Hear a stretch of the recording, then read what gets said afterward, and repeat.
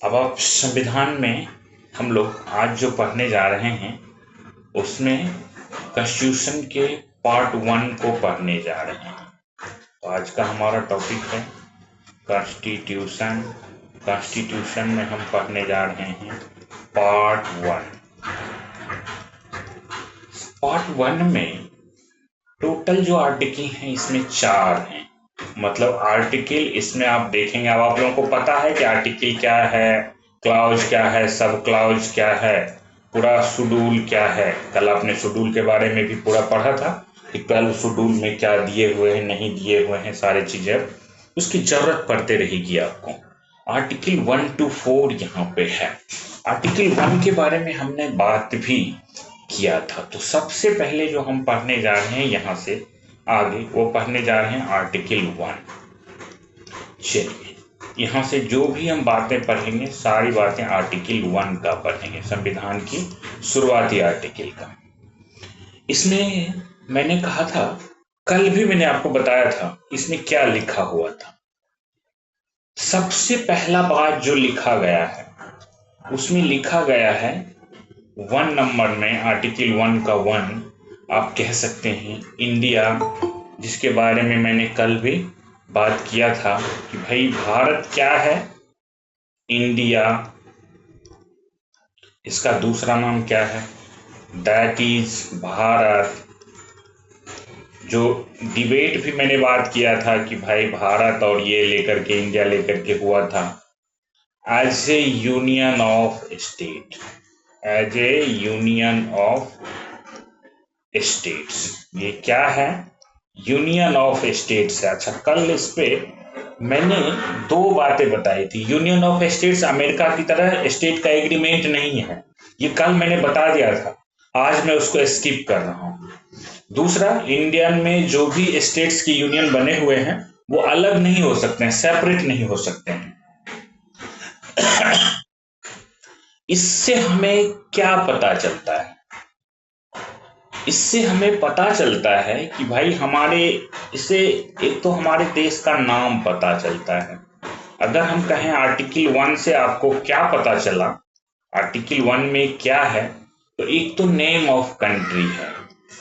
दूसरा आप देखेंगे नेम ऑफ कंट्री के अलावे दूसरी बातें कि टाइप्स ऑफ पॉलिटी भी पता चलता है हमको। टाइप्स ऑफ पॉलिटी कैसा है, तो हमने कहा यूनियन ऑफ स्टेट्स है। और कल हमने ये भी बात किया था यूनियन ऑफ स्टेट्स बताने में, फेडरेशन, कोफेडरेशन और हमने कहा था यूनिटरी, लेकिन हमने कहा था फेडरल है, यूनिटरी बायस की तरफ है, इसलिए हमने इसे क्वासी फेडरल नाम दिया था। सेकेंड नंबर जो बातें की गई है आर्टिकल 1 में, या आर्टिकल 1 के अंतर्गत जो बातें की गई है, कहा गया कि 2 नंबर डाल देते हैं कि टेरिटरी, टेरिटरी ऑफ यूनियन क्या होगा। ये जो यूनियन है किसका, यूनियन ऑफ स्टेट्स, इसका टेरिटरी क्या होगा। कहा इसके लिए आप देखें फर्स्ट शेड्यूल में जो लिखा हुआ है। अब कल आपने 12 शेड्यूल के बारे में पढ़ा था तो आपको पता चल गया कि फर्स्ट शेड्यूल में क्या लिखा हुआ है। जो भी ना राज्य का नाम, स्टेट का नाम, यूटी का नाम, जो भी लिखा हुआ है वो सारे के सारे टेरिटरी ऑफ जो यूनियन, ये इंडिया दैट इज भारत, ये जो यूनियन है इसके पार्ट्स होंगे। तो आपको कभी भी देखना होगा कि कहाँ पे हमारे देश में कौन कौन से भूभाग हैं, कौन से राज्य हैं, नहीं हैं, सबके लिए आप क्या देखेंगे, आप देखेंगे फर्स्ट शेड्यूल। क्यों देखेंगे, क्योंकि आपके संविधान के आर्टिकल 1 के, आर्टिकल 1 सब इसका क्लाउज 2 में लिखा हुआ है कि टेरिटरी ऑफ यूनियन वही है जो फर्स्ट शेड्यूल में लिखे गए हैं। थर्ड जो बात की गई, कहा कि टेरिटरी को ना, जो भारत की ये पूरी टेरिटरी है इसको आप डिवाइड कर सकते हैं 3 कैटेगरी में। डिवाइड इनटू कितने कैटेगरी में किया गया है, 3 कैटेगरीज। ये 3 कैटेगरीज कौन कौन से हैं, एक तो जो आपके स्टेट्स हैं, ठीक है, ये स्टेट्स होंगे। दूसरा देखिए यूटीज होंगे, यूनियन टेरिटरीज। और जो थर्ड होते हैं वो थर्ड होते हैं अब आप सोच रहे होंगे ये थर्ड कैटेगरी कौन सा है। देखिए, हमारे संविधान बनाने वाले बड़े समझदार थे, उन्होंने थर्ड कैटेगरी रखा और इसका उपयोग भी हुआ है। कहा टेरिटरी, टेरिटरी दैट में बी एक्वायर्ड, इसके लिए भी जगह रखा गया, दैट में बी एक्वायर्ड, जो एक्वायर्ड होने की संभावना है, बाय क्या है, इंडिया, भारत, जो भी कहें एक ही है, इंडिया एनी टाइम। क्लियर? कहने का मतलब ये है कि जो टेरिटरी एक्वायर्ड किया जाएगा उसके लिए भी एक कैटेगरी हमारे कॉन्स्टिट्यूशन में आर्टिकल 1 में बात किया गया है। तो संविधान कितना फ्यूचरिस्टिक है, फ्यूचर की तरफ काफी सोचता है, इस बात से अब धीरे धीरे आप परिचित हो रहे होंगे। जब आप संविधान को पढ़ेंगे तो आप देखेंगे कि संविधान में बहुत कुछ है, तभी तो कहते हैं कि सबसे सुप्रीम लॉ यही है, इससे ऊपर कुछ नहीं है। चलिए, ये हमारे आर्टिकल 1 में बातें हैं। कभी एग्जाम में लिखा हुआ आए आर्टिकल 1 में क्या है, या इसमें से कोई बातें लिखी हुई कौन से आर्टिकल से है, तो आप अब कर सकते हैं। आप आइए चलते हैं आर्टिकल 2 की तरफ। आर्टिकल 2 क्या कहता है? आर्टिकल 2 बहुत सिंपल है और साधारण साधारण बात करता है, जो आपको बहुत इजी से समझ में भी आ जाता है। आर्टिकल 2 कहता है कि हमारा जो पार्लियामेंट है, इसको बताता है, हमारे पार्लियामेंट को ये पावर देता है। हर पावर संविधान से ही आता है, याद रखिएगा। एम्पावर दी पार्लियामेंट, किसको? हमारे संसद को ये पावर देता है। संसद कानून बनाती है ना, कई तरह की चीजों के लिए, हर चीज संसद में होता है। आप सोचेंगे संसद ही क्यों करती है? ये पावर कॉन्स्टिट्यूशन से दिया हुआ है। संसद कैसे बनेगा, क्या बनेगा, सारी बातें संविधान में कही गई है।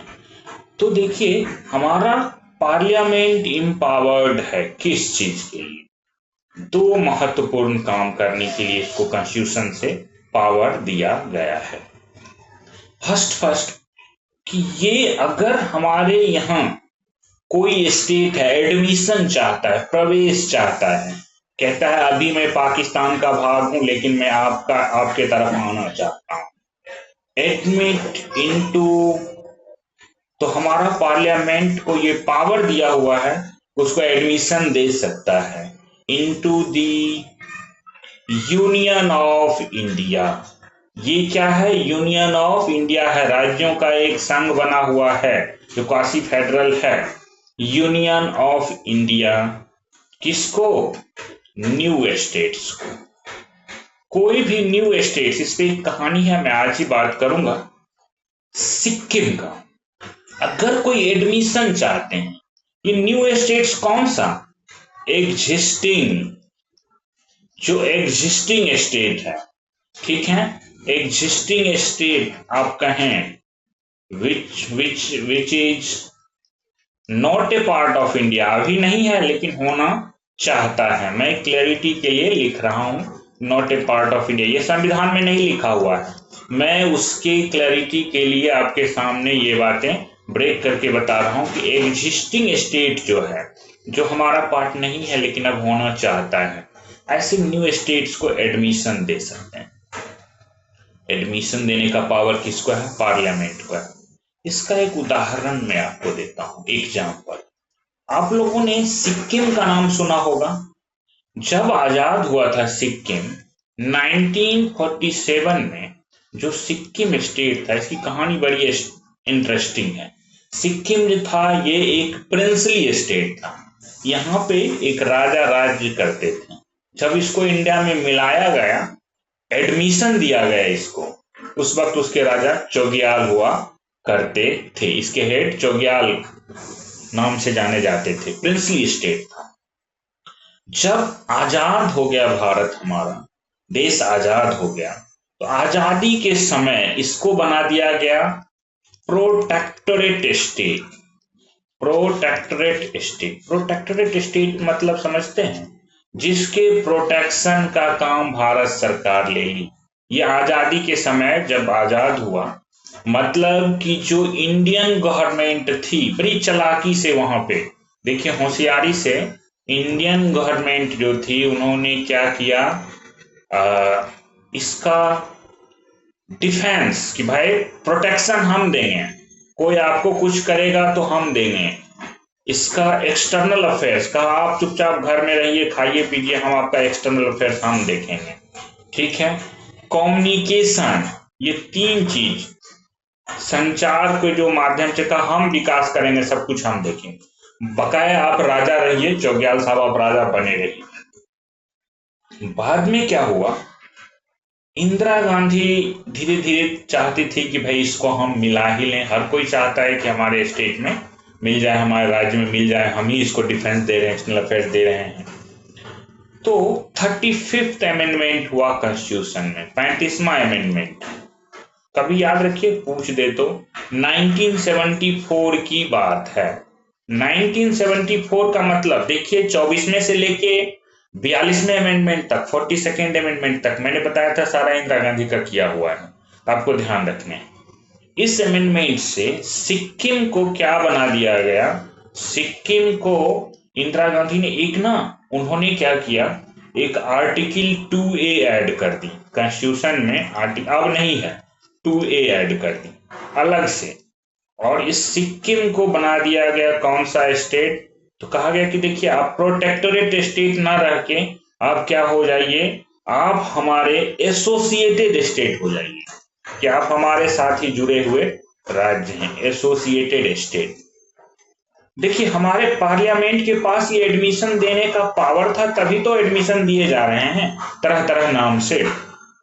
बाद में फिर अगला अमेंडमेंट करके ये हटा दिया गया, 36th अमेंडमेंट 1975 हुआ, और सिक्किम को क्या कर दिया गया, full fledge state of Bharat हो गया। ये क्या बन गया, full fledge state, full fledge state of India. आपसे मैं पूछूं सिक्किम कब भारत का फुल फ्लेज स्टेट बना, 1975 में बना। कौन से संविधान संशोधन से, 36th अमेंडमेंट से बना, और फुल फ्लेज इंडिया का हो गया। आखिर ये किया किसने, किसने उसे मान्यता दी, सर्टिफिकेट दी, ये हमारा पार्लियामेंट को पावर था। ये पावर कहां से था, आर्टिकल 2 से, कि कोई स्टेट, सिक्किम हमारे यहाँ चाहते थे कि भाई हम क्या करें, और इनके लिए चूंकि सिक्किम ऐसे नहीं आया था, जब यहाँ पे ये 36 अमेंडमेंट किया गया, याद रखिए, तो किसी को अगर अपने स्टेट में मिला रहे हैं तो उनको कुछ तो देना पड़ेगा। वहां पे 371F एक आर्टिकल जोड़ा गया, इनको कुछ स्पेशल प्रोविजंस दिए गए, कुछ प्रिविलेज दे दिए गए सिक्किम के लोगों को, ताकि वो लोग हमारे देश में एसिमिलेट हों। ठीक है। जैसे 370 कहते हैं ना, जम्मू कश्मीर से हटा दिए, ये किए, आखिर उसके जब पुराने इतिहास में आप जाएंगे, कोई बोलेगा क्यों दे दिया गया 370 या 371F क्यों दे दिया गया। आप किसी को मिला रहे हैं तो कुछ तो आपको देना ही पड़ेगा, तभी तो आपके साथ आएंगे। अगर आप आम जनता की तरह उन्हें ट्रीट करेंगे नहीं तो फिर यहाँ तो दिक्कतें बहुत है। लेकिन अगर आप उन्हें कुछ सुविधाएं देते हैं, कुछ स्पेशल देते हैं, तो खुश होके आएंगे, चलो कुछ देना पड़ता है। 371F ऐड करके कुछ प्रिविलेजेज उनको दिए गए थे। तो सिक्किम कैसे आया, आर्टिकल 2 में जो पावर है एडमिशन का, स्टेट किसी भी एग्जिस्टिंग स्टेट को दे सकते हैं। अब इसमें एक दूसरी बात है, वो कहता है एस्टेब्लिशमेंट। मतलब मैं एस्टेब्लिशमेंट ना लिख के, मेरा मन है हम लिखें एस्टेब्लिश न्यू स्टेट। जस्ट रुकिए, एस्टेब्लिश, थोड़ा सा मैं इसको बदल देता हूं, एस्टेब्लिश न्यू स्टेट्स, राज्य की बात कर रहे हैं तो एस्टेब्लिश न्यू स्टेट्स।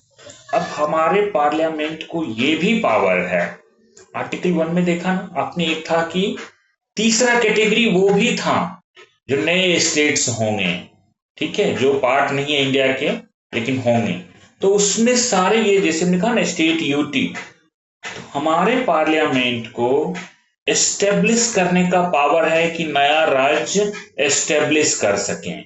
ठीक है, मतलब ये कौन सा, ऐसा नहीं कि दो राज्यों को तोड़ करके एक तीसरा राज्य बना दें, ऐसा नहीं। मैं इसे क्लियर कट लिख रहा हूं, एस्टेब्लिशमेंट ऑफ न्यू स्टेट्स, ऐसे राज्य जो नए हों, which are not in existence, which are not in existence. चलिए, एग्जिस्टेंस में नहीं था, आप कह सकते हैं कि सर दो स्टेट मिला के तीसरा बनाएंगे, तो कहेंगे ये नहीं था, नया वाला नहीं था। ठीक है, बट इसके साथ साथ not a part of India, Bharat का पार्ट भी नहीं था। जैसे कि मैं उदाहरण दूं, आप सबसे बेस्ट उदाहरण है, कहीं चले जाएं जहां नो मेंस लैंड है, कोई नहीं, किसी का अधिकार नहीं है, उस जगह पे आप क्या करें, कोई विलेज बसा लें, कोई स्टेट बसा लें, इंडिया बसा ले। ये इंडिया में किसको पावर दिया गया है ऐसा करने का? तो ये पावर हमारे पार्लियामेंट के पास है कि वो न्यू स्टेट्स को एस्टेब्लिश कर सकते हैं। मतलब हमारा पार्लियामेंट इसके लिए क्या है, सॉवरिन है, ये काम कर सकते हैं। चांद पे बस्ती बसानी होगी, चांद पे बस्ती बसाएगा तो पावर तो चाहिए ना, जनता के प्रतिनिधि शासन कर रहे हैं, उनको पावर चाहिए, तो ये पावर संविधान पार्लियामेंट को देता है कि चांद के लिए वो आपसे नहीं पूछेंगे, डिसीजन ले लेंगे, बोलेंगे हमारे पास पावर है। क्लियर है? आर्टिकल 2 में दो बातें की गई, एडमिशन ऑफ न्यू स्टेट्स जो एग्जिस्टिंग है, और एस्टेब्लिशमेंट ऑफ न्यू स्टेट्स जो एग्जिस्टिंग नहीं है, नो मेंस लैंड में कहीं इस तरह का जो नया क्रिएट कर सकते हैं, हमारा पार्लियामेंट को पावर है। आइए आर्टिकल 3 में चलते हैं, काफी इंटरेस्टिंग है आर्टिकल 3। आप जब चीजों को वन बाय वन देखेंगे तो बड़े अच्छे ढंग से समझ में आता है। ये कहता है ये भी हमारे पार्लियामेंट को ही पावर देता है। क्या कहता है? इम्पावर दी पार्लियामेंट। पार्लियामेंट मतलब इंडिया का पार्लियामेंट की बात कर रहे हैं। ठीक है, किसके लिए इम्पावर कहता है? कहता है कि अगर दो टेरिटरी, जैसे मान लीजिए झारखंड बनाया गया तो बिहार के किसी भाग को काट करके उत्तराखंड बनाया गया, तो आपने देखा डिफरेंट स्टेट से कुछ भाग लेकर के ऐसे नए स्टेट्स का फॉर्मेशन हुआ। ये किया था किसने? आप लोग याद करिए, उसके न्यूज को गूगल में आप सर्च करिएगा, ये किया था पार्लियामेंट ने। आखिर उसको पावर कहां से आया? कॉन्स्टिट्यूशन से आया। फॉर्म दी न्यू स्टेट्स, कहा राज्य न्यू स्टेट्स, नया स्टेट्स हमारा पार्लियामेंट बना सकते हैं। कैसे? कहा बाय सेपरेशन ऑफ, किसी को, कोई राज्य को तोड़ करके, ठीक है, separation of territory from any state.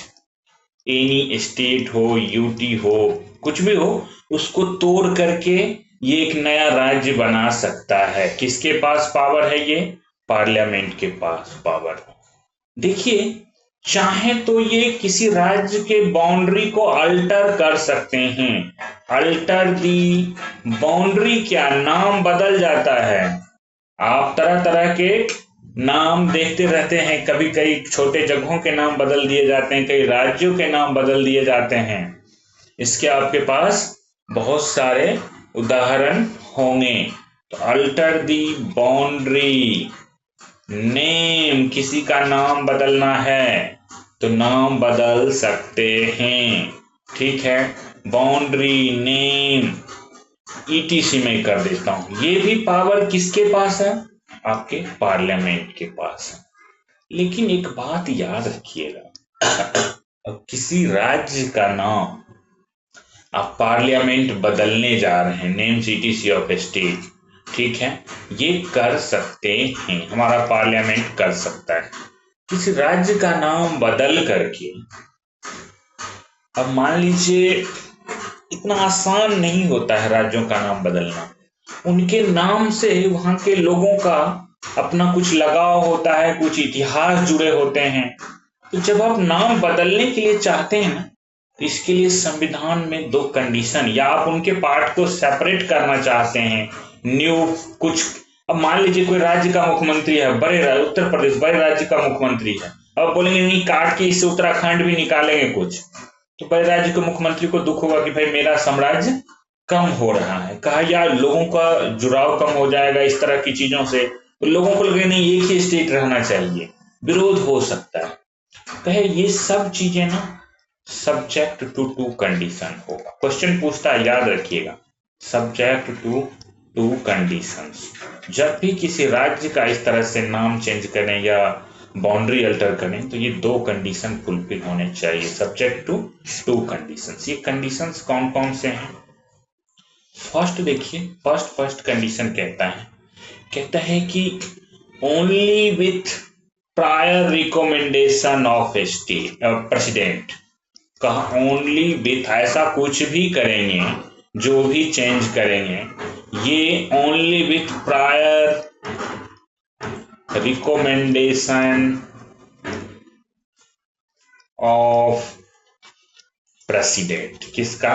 भाई प्रेसिडेंट से पूछेंगे। आप एग्जीक्यूटिव जब पढ़ रहे होंगे, अभी 2-4 क्लास में हम लोग एग्जीक्यूटिव में पहुंच जाएंगे, बीच में हम लोग पेंशन रूल भी पढ़ेंगे, साथ साथ कॉन्स्टिट्यूशन भी पढ़ रहे होंगे, ठीक है। प्रेसिडेंट का रिकमेंडेशन चाहिए, वो भी प्रायर। प्रेसिडेंट के रिकमेंडेशन का मतलब आपको समझ में आएगा कि जो मंत्रिमंडल, हमारे जो कैबिनेट होते हैं, जो प्राइम मिनिस्टर की अध्यक्षता में बना हुआ कैबिनेट होता है, उसका अप्रूवल जरूरी होता है, क्योंकि उन्हीं का व्यू प्रेसिडेंट का व्यू होता है। तो एक तो प्रेसिडेंट का व्यू जरूरी है, पहले ले लीजिए, एसेस कर लेते हैं, कर पाएंगे नाम चेंज कि नहीं कर पाएंगे, ठीक है।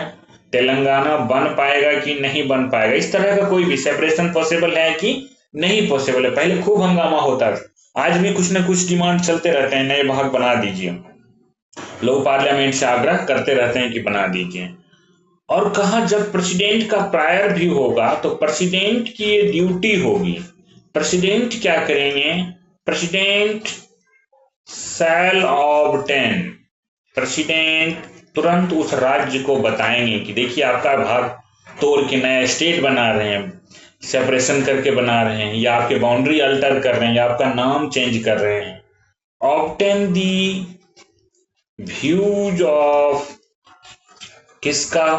कंसर्न्ड स्टेट, जो भी राज्य उससे प्रभावित हो रहे हैं, कंसर्न्ड स्टेट, ये इनका व्यूज लेना प्रेसिडेंट के लिए मैंडेटरी है। प्रेसिडेंट क्या करेंगे? ऑब्टेन दी व्यूज। लेकिन मान लीजिए कि बिहार को तोड़ के झारखंड बनाया जा रहा था, तो लालू जी कह रहे थे नहीं हम नहीं बनने देंगे, हमारी लाश से होके झारखंड राज्य बनने की बात होगी, नहीं तो हम ऐसे कर देंगे वैसे कर देंगे। सब नेता अपने अपने हिसाब से करते हैं, तो यहाँ पे फिर भी झारखंड बन गया। उन्होंने तो नहीं कहा होगा, व्यू मांगा होगा तो स्टेट का व्यू तो निगेटिव आया होगा, फिर कैसे? लेकिन कंडीशन है कि जो प्रेसिडेंट होंगे ना, वो उनपे वो व्यूज बाइंडिंग नहीं होगा। प्रेसिडेंट जो हैं will not be bound, will not be bound, will not be bound by the views of state। सिर्फ उनका व्यूज ऑफ स्टेट, राज्य के व्यू से इनका सिर्फ जानना है। कि जानने का मतलब एक बार टटोल लेते हैं कि राज्य सहमत है या नहीं है, वरना राज्य के व्यू का कोई मतलब नहीं है। इसीलिए बिहार के मुख्यमंत्री या बिहार का व्यू झारखंड बंटने के अगेंस्ट होते हुए भी झारखंड राज्य बन गया, क्योंकि उनका बिहार का व्यूज जो प्रभावित स्टेट थे वो मैंडेटरी नहीं था, बाउंड, प्रेसिडेंट उससे बाउंड नहीं थे। क्लियर है? नए राज्य अगर दो राज्यों को तोड़ करके बनाया जा रहा है तो कैसे बनेगा? आइए, इससे एक इंटरेस्टिंग कहानी है जो आपके स्टडी मटेरियल भी मैंने दिया है, वो इंटरेस्टिंग स्टोरी को जान लेते हैं। थोड़ा सा बोर्ड में जगह बना लें। हम आर्टिकल 3 पढ़ रहे थे, आर्टिकल 3 के प्रैक्टिकल एस्पेक्ट्स को हम देखने जा रहे हैं, एग्जाम्पल को देखने जा रहे हैं। देखिए, इसमें एक सवाल आया, देश के भीतर के बाउंड्री को तो अल्टर कर सकते हैं, राज्यों का दो राज्यों को तोड़ करके तीसरा बना सकते हैं, किसी का बाउंड्री अल्टर कर दीजिए। भारत सरकार को मान लीजिए फॉरेन के देशों के साथ, पाकिस्तान, बांग्लादेश, इनके साथ कोई भाग भूभाग देना हो या उनसे कोई भूभाग लेना हो, तब ये कैसे संभव होगा? क्या पार्लियामेंट करेगा या हमारा पार्लियामेंट इम्पावर्ड है? ये उस समय की बात है जब एक बीरूबारी जगह हुआ करता था वेस्ट बंगाल में। ठीक है, ये जगह था, आजकल ये पाकिस्तान में है, ये वेस्ट बंगाल में हुआ करता था। ये ऐसा जगह था, इसका ज्योग्राफिकल एरिया देखिएगा तो हमारे कंट्रोल में रहने लायक नहीं था। तो हमारे प्रधानमंत्री ने सोचा कि चलो इस पे तो मुश्किल होगा, हम ये एरिया पाकिस्तान को देके झंझट खत्म करें। उन्हीं के भाग में था, जाना आना बहुत मुश्किल। उस तरह का मैप अब पुराना कभी देखेंगे तो दिखेगा, बीरूबारी का नेट पे देखेंगे, बहुत डिफिकल्ट था, ऐसे भी उन्हीं के कब्जे में था। तो उन्होंने सोचा कुछ बार्गेन करके हम ले लेते हैं इसके बदले और ये भाग पाकिस्तान को दे देते हैं। सवाल ये उठा कि क्या हमारे पार्लियामेंट इसके लिए एम्पावर्ड है? क्वेश्चन आया कि क्या इज पार्लियामेंट, लोगों ने सवाल उठा दिया, एम्पावर्ड, कहा देश के भीतर तो आप कर सकते हैं, empower to give territory of India, जो टेरिटरी ऑफ इंडिया है, देश की टेरिटरी है, टू फॉरेन कंट्री। कहा फॉरेन कंट्री को देने के लिए क्या एम्पावर्ड है? सवाल आया। अब नेहरू जी फंस गए, बोले कैसे करेंगे, ये तो होगा नहीं। इनके पास ना, राष्ट्रपति के पास एक आर्टिकल 143, मैंने कल भी बताया था, एक पावर होता है, इस पे हम डिटेल में भी बात करेंगे, लेकिन अभी आपको याद रखना है, कभी कभी आर्टिकल नंबर पूछ देता है। पावर होता है कि जो भी जिसमें कोई लीगल मैटर हो ना, या कोई कॉन्स्टिट्यूशनल मैटर इन्वॉल्व हो, राष्ट्रपति सुप्रीम कोर्ट को भेज देंगे। प्रेसिडेंट क्या किए, इसी सवाल को राष्ट्रपति को उन्होंने बोला, नेहरू जी ने, और प्रेसिडेंट ने किसको भेज दिया? सुप्रीम कोर्ट को दे दिया। कहा आप देखिए, सुप्रीम कोर्ट ने डिसीजन दिया। क्या क्या सुप्रीम कोर्ट ने कहा सबसे पहले कि क्या पार्लियामेंट को पावर है? पहला सवाल था कि हैज पार्लियामेंट पावर, ऐसा पावर है क्या? सुप्रीम कोर्ट ने कहा यस, ये तो आपके संविधान के आर्टिकल 3 में ही है, देश के अंदर नहीं, देश के बाहर के, आप किसी बाहर के देशों के साथ भी कर सकते हैं। कहा देना है तो कैसे देना है? कहा बाय गवर्नमेंट ऑर्डर, एक एग्जीक्यूटिव ऑर्डर इशू कर देंगे, इससे दे देंगे कि भाई ये भाग पाकिस्तान को चला गया। कहा नो। कैसे देना है? कहा बाय कॉन्स्टिट्यूशन अमेंडमेंट। कैसे देना है? बाय संविधान संशोधन, संविधान में संशोधन करके कॉन्स्टिट्यूशनल अमेंडमेंट आप करेंगे तभी आप दे सकते हैं। किससे? कल याद करिए, स्पेशल मेजोरिटी वाला आर्टिकल 368, कल ही आपने पढ़ा है। कहा ये तब जाके क्या हुआ, 9th कॉन्स्टिट्यूशनल अमेंडमेंट, उन्होंने संविधान का 9वीं बार उन्होंने क्या किया, कॉन्स्टिट्यूशनल अमेंडमेंट किया। और ये 1960 की बात है, और 1960 में तब क्या किए, बीरूबारी को ट्रांसफर कर दिए। किसको? बीरूबारी चला गया पाकिस्तान के पास। ठीक है, इस तरह से ये आर्टिकल 3 में, अब आप आर्टिकल 3 को समझें कि देश के भीतर का ही टेरिटरी उलट पलट नहीं कर सकते, बाहर भी किसी देश को देना है तो आप आर्टिकल 3 के तहत हमारे पार्लियामेंट को पावर है। ये सुप्रीम कोर्ट का इंटरप्रिटेशन आया।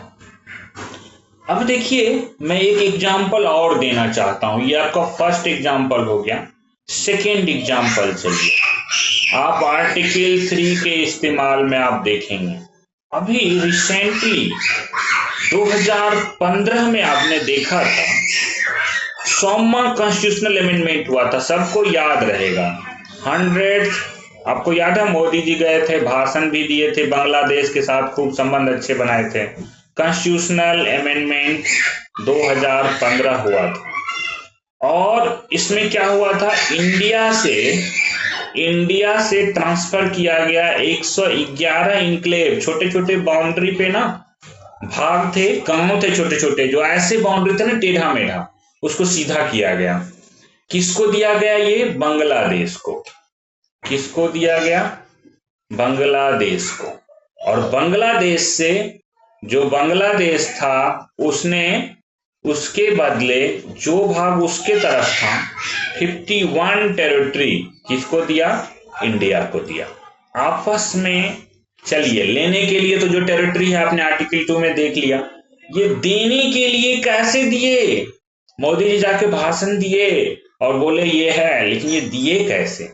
Bye constitutional amendment. कैसे दिए? संविधान में 100वां संविधान संशोधन करके। ये कौन से आर्टिकल का उपयोग था? आर्टिकल 3 का। अब देखिए बात चली, ये जब 1960 में ये डिसीजन हो गया, चाइना के साथ हमारा बड़ा झंझट रहता है। चाइना के साथ बाउंड्री डिस्प्यूट रहता है और बाउंड्री टॉक्स चलते रहते हैं, आप लोग न्यूज में सुनते हैं। तो सुप्रीम कोर्ट के पास बार बार ये गया।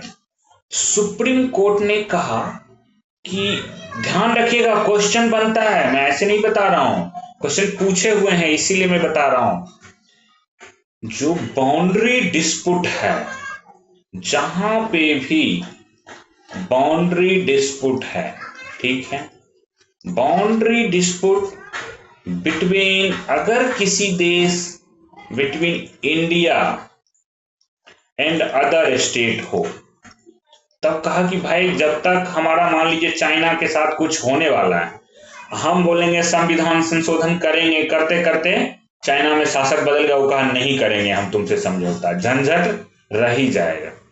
तो 1969 में सुप्रीम कोर्ट ने कहा कि देखो, जितने भी ऐसे होंगे बाउंड्री सेटलमेंट, जहां पे क्या है, डिस्प्यूटेड बाउंड्री सेटलमेंट, डिस्प्यूट है, डिस्प्यूट नहीं है, जैसे बांग्लादेश के साथ डिस्प्यूट नहीं था तो कॉन्स्टिट्यूशनल अमेंडमेंट किए, लेकिन जो डिस्प्यूटेड बाउंड्री सेटलमेंट हैं, जहां झगड़ा चल रहा है, इसके लिए कोई संविधान संशोधन नहीं करना है। कहा क्या करेंगे? कह सकते हैं बाय गवर्नमेंट एग्जीक्यूटिव ऑर्डर हो सकता है, एक ऑर्डर इशू कर देगी गवर्नमेंट, इससे हो सकता है। मतलब कहने का है नो कॉन्स्टिट्यूशनल अमेंडमेंट रिक्वायर्ड, यही ना, इसके लिए क्या होगा? No constitution amendment required. यही मैं कह रहा हूं कि कॉन्स्टिट्यूशन अमेंडमेंट जरूरी नहीं होगा। नो वर्ड लगा हुआ है, मतलब नहीं होगा। ये कैसे कर सकते हैं? बाय एग्जीक्यूटिव ऑर्डर, गवर्नमेंट के ऑर्डर से, लेकिन कौन सा? ओनली डिस्प्यूटेड बाउंड्री, जहां जैसे चाइना के साथ अभी बातचीत चल रही है और बातचीत में अगर सेटलमेंट कुछ भी होता है तो हमें संविधान संशोधन करने की जरूरत नहीं है, वहां पे अननेसेसरी आर्टिकल 3 आप लोग लगा के नहीं बैठ जाइएगा, ठीक है। चलिए अब आर्टिकल 4 पे हम आते हैं। क्वेश्चन पूछा हुआ है, ध्यान रखिएगा, इसी से स्टेटमेंट वाले क्वेश्चन आते हैं। बाउंड्री सेटलमेंट के लिए स्पेशल मेजर चाहिए, इसके लिए चाहिए नहीं चाहिए, तो आपको ध्यान रखना है। आइए अब जो हम चल रहे हैं पार्ट 1 के आर्टिकल 3 तक पढ़ लिए ना, आर्टिकल 4 में चल रहे हैं। आर्टिकल 4 काफी इंटरेस्टिंग आर्टिकल है। आर्टिकल 4 कहता क्या है? कहा इसमें ना बार बार देखिए, छोटे छोटे राज्य को अपने, मतलब कोई जैसे सिक्किम एडमिशन चाहता है हमारे यहाँ, हमारे राज्य में आना चाहता है, कोई नया एस्टेब्लिश करने चले चांद पे, नो मेंस लैंड में, ठीक है, जो आर्टिकल 2 में आपने बात किया था, इसके लिए बार बार संविधान संशोधन, और वो भी अगर स्पेशल प्रोविजन से हो, 368 से हो, तो कितना कठिन है, पेनफुल होता हो। तो आर्टिकल 4 में प्रोविजन कर दिया गया कि कहा कि जो भी लॉ बनेगा, जो भी ऐसे कानून बनेगा या जो भी इस तरह का करेंगे, लॉ मेड फॉर, किसके लिए? आर्टिकल 2। आर्टिकल 2 का मतलब क्या हो गया? आर्टिकल 2 में याद करिए, admission plus establishment of state बताए थे, प्लस एस्टेब्लिशमेंट ऑफ स्टेट अभी आप लोगों ने पढ़ा है, अपने कॉपी में चेक कर सकते हैं आर्टिकल 2 में। अगर आर्टिकल 2 का कोई काम करते हैं प्लस अगर आर्टिकल 3 के लिए कोई काम कर रहे हैं, मतलब आर्टिकल 3 में क्या, formation of new state, formation of new state by कैसे, या कई मतलब जो मैं कॉमन कर देता हूं, अल्टरेशन ऑफ बाउंड्री में लिख देता हूं, क्योंकि अभी आपने पढ़ा है तो आप लोगों को याद ही है कि फॉर्मेशन ऑफ न्यू स्टेट मतलब दो राज्यों के किसी भूभाग को काट करके जो आपका एग्जिस्टिंग है उसी में से, जैसे कि झारखंड बना, उत्तराखंड बना, ये सब अल्टरेशन ऑफ बाउंड्री या कहिए नेम, ये सब अभी आपने पढ़ा है।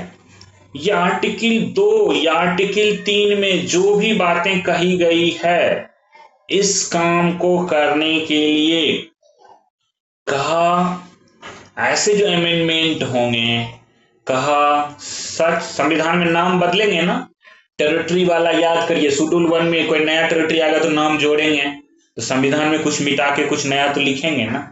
कहा ये जो अमेंडमेंट है, ऐसा संविधान में जो अमेंडमेंट है, such amendment not to be considered, not to be considered, क्या नहीं मानना है, अमेंडमेंट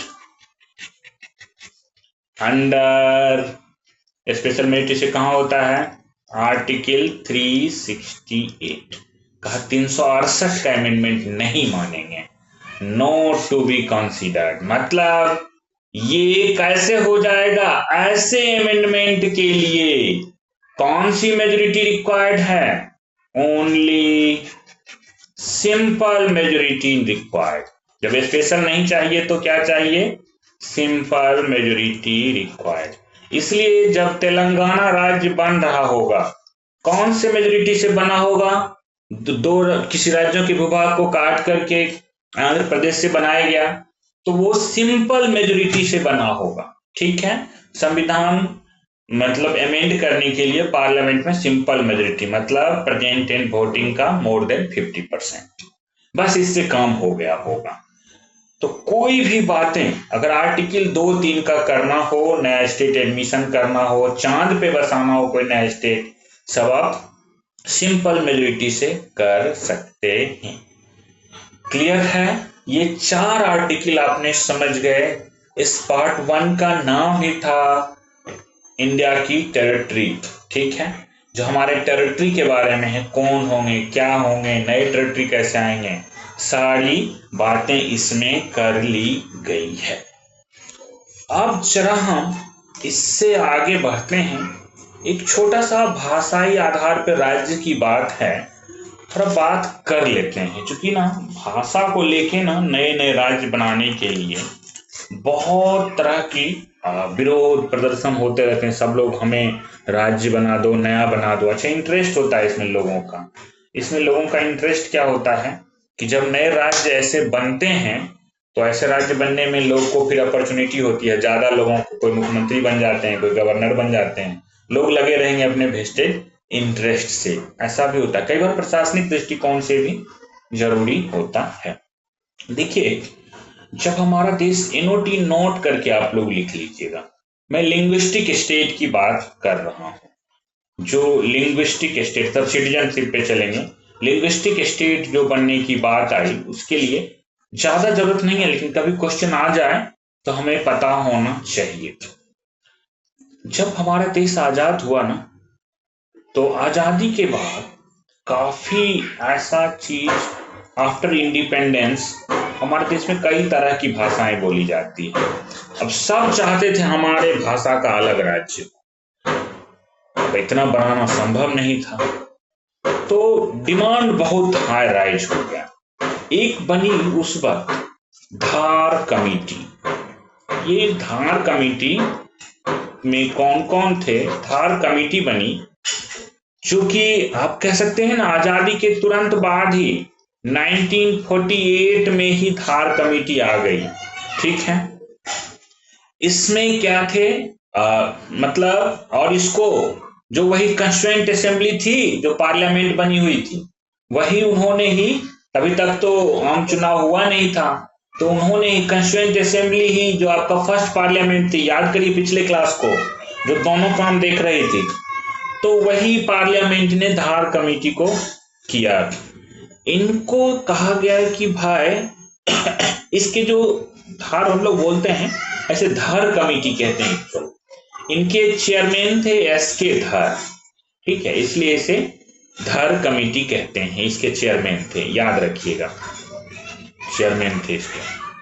जब ये कमेटी बनी, इनसे पूछा गया क्या भाषा के आधार पर राज्य बनाना है, लिंग्विस्टिक बेसिस पे, कहा कि डिवीजन का। इन्होंने कहा जो रीऑर्गेनाइजेशन ऑफ स्टेट होना है, रीऑर्गेनाइजेशन ऑफ स्टेट, अगर आपको करना है कोई स्टेट मिला करके नए राज्य बनाने हैं, इन्होंने कहा उसका बेसिस क्या होना चाहिए, कहा एडमिनिस्ट्रेटिव कन्वीनियंस होना चाहिए, एडमिनिस्ट्रेटिव कन्वीनियंस, कन्वीनियंस, कहा किसकी तुलना, एडमिनिस्ट्रेटिव कन्वीनियंस रादर देन, मतलब लिंग्विस्टिक नहीं चलना है हमें, rather than language basis. Language basis पे नहीं जाइए, लोग मिल जाएंगे, हो सकता है थोड़ा बंगाली, थोड़ा बिहारी सब बोलने वाले, थोड़ा तमिल, थोड़ा तेलुगु बोलने वाले मिल जाएंगे, लेकिन आप एडमिनिस्ट्रेटिव कन्वीनियंस को वरीयता दीजिए, आपको लैंग्वेज के आधार पे नहीं। ये रहेगा यस, इसको यस किया गया, कहा गया लिंग्विस्टिक आधार पे नहीं। बड़ी विरोध हुई, लोगों ने कहा नहीं नहीं ये क्या बोल दिया। फिर एक कमेटी बनी, जेवीपी कमेटी। ये जेवीपी कमेटी में देखिए, देश में ना जहां नहीं कुछ हो ना, अगर नहीं कुछ करना हो तो आप तुरंत कमेटी बना दीजिए।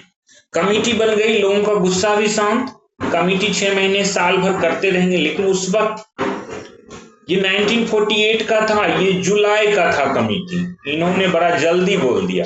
कोई कमेटी बने तो जल्दी नहीं बोलना चाहिए, लोग विरोध में उतर गए। दिसंबर 1948 में दूसरी कमेटी बनानी पड़ी, सरकार ने कहा भाई जल्दी जल्दी बनाओ एक दूसरी जेवीपी कमेटी।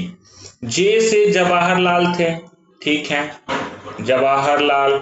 वी से पटाभी सीतारमैया थे, ठीक है, भी से, हाँ नहीं सॉरी, भी से पटाभी सीतारमैया नहीं, पी से पटाभी सीतारमैया, भी से तो पटेल होंगे, वल्लभ भाई पटेल, इनसे होंगे, ये थे पटाभी सीतारमैया, ठीक है, और भी से सरदार वल्लभ भाई पटेल, वल्लभ भाई पटेल, ठीक है।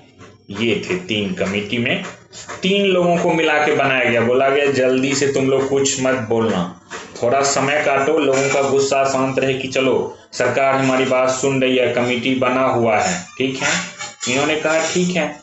इन्होंने थोड़ा सा समय के साथ, लेकिन इस कमेटी ने, जेवीपी कमेटी ने भी कहा देखो टाइम कितने काट लो, रिजेक्ट कर दिया, कहा लिंग्विस्टिक बेसिक स्टेट का not possible, linguistic basis state reorganisation अगर आपको करना है, कहा स्टेट रीऑर्गेनाइजेशन जो है, कहा नॉट पॉसिबल, ये संभव सही नहीं होगा, कहा हम धर्म भाषा के आधार पे हम नहीं बनाएंगे। एक थे, अच्छा डिमांड चल रहा था, छोटे छोटे नेता बड़े इमोशनल हो रहे थे, ऐसा डिमांड चलते रहा चलते रहा। 1953 का अक्टूबर महीना, आप लोग अक्टूबर में आने वाले हैं, सितंबर बीत रहा है और हम लोग अक्टूबर में आ जाएंगे। अक्टूबर 1953 में एक थे पोट्टी श्रीरामल्लू, इनका नाम था पोट्टी, मतलब पौधी बोलते हैं इनको, और जो भी बोलिए आप, श्रीरामल्लू, ठीक है, श्रीरामल्लू। इनका डेथ हो गया। ये थे हंगर स्ट्राइक पे, एजिटेशन में थे, एकदम खाएंगे नहीं, इनका डेथ हुआ। ये फर्स्ट आदमी था जिसका डेथ हो जाता है। अब इस वक्त की सरकारें तो थी नहीं कि अच्छा मर गया तो छोड़ दो, कोई बात नहीं, मरा तो रहने दो, बाद में मीडिया में आने नहीं देंगे, इस तरह का नहीं था। उस वक्त ये बात फैल गई और सरकार को मजबूर होके फर्स्ट लिंग्विस्टिक, जो मेन मुद्दा है ये बताना, फर्स्ट लिंग्विस्टिक स्टेट कौन बना, आंध्र प्रदेश बना। आंध्र प्रदेश बन गया। ठीक है, अभी linguistic state on the basis of language बहुत सारे डिमांड होते रहते हैं। ठीक है, इसके बाद डिमांड और बढ़ गया। अब एक को जब मिल जाता है तो आप समझते हैं क्या होता है, सब मांगने लगते हैं। सारे छोट भैया नेता खड़ा हो गए, भाई मैं भी एक राज्य बनाऊंगा। सब सपना देखने लगे होंगे मुख्यमंत्री बन जाएंगे। ऐसा ही होता है, कुछ होता है, किसी को कुछ होता है तो दूसरे को भी अवसर दिख जाता है। सरकार को लगा नहीं नहीं, शांति के लिए क्या करना है, फिर एक कमेटी बनानी है। इन्होंने एक स्टेट रीऑर्गेनाइजेशन कमीशन बना दिया। इस कमीशन में कौन कौन थे, इसको जो फजल अली कमेटी भी कहते हैं। इस कमेटी में पहला नाम था फजल अली का, जो चेयरमैन थे। फजल अली कमेटी भी कहते हैं, कभी एग्जाम में आए। दूसरे मेंबर के रूप में, ये चेयरमैन थे, ठीक है। मेंबर के रूप में के.एम. पनिक्कर थे, ठीक है, के.एम. पनिक्कर। और थर्ड मेंबर जो थे इसमें, वो थे एच.एन. कुंजरू। आपको नाम ध्यान रखना नहीं है, एच.एन. कुंजरू, ठीक है। ये तीन मिलकर के कमेटी बनी। अब इनका काम क्या था, ये अगर कह देते लैंग्वेज बेसिस नहीं होगा तब तो गड़बड़ ही हो जाता। इस कमेटी को हम क्या बोल रहे हैं, फजल अली कमेटी। तो देखिए, जब फजल अली कमेटी बनी, जिसका नाम आपने कहा स्टेट रीऑर्गेनाइजेशन कमीशन, ठीक है। इन्होंने बड़ी अच्छी बात कही, इन्होंने बीच बीच की बात की ताकि तुम भी खुश हम भी खुश। इन्होंने कहा कि लैंग्वेज हो सकता है बेसिस, कहा language can be a basis for state reorganisation, कहा हो सकता है। लेकिन इन्होंने बड़ा दिमाग लगाया, कहा प्रोवाइडेड का मतलब क्या, कंडीशन लगा दिया, सब्जेक्ट टू कंडीशन।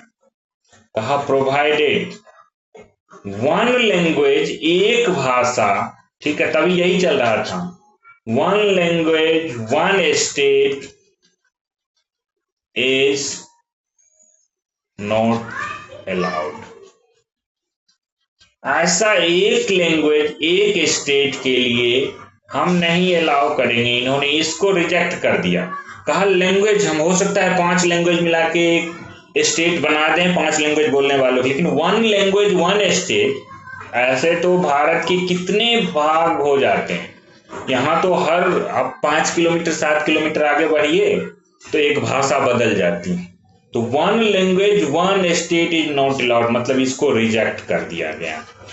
इससे लोग कुछ खुश हुए। इन्होंने कहा yes, language can be a basis for state reorganisation. Language को एक्सेप्ट किया, लोग खुश हुए।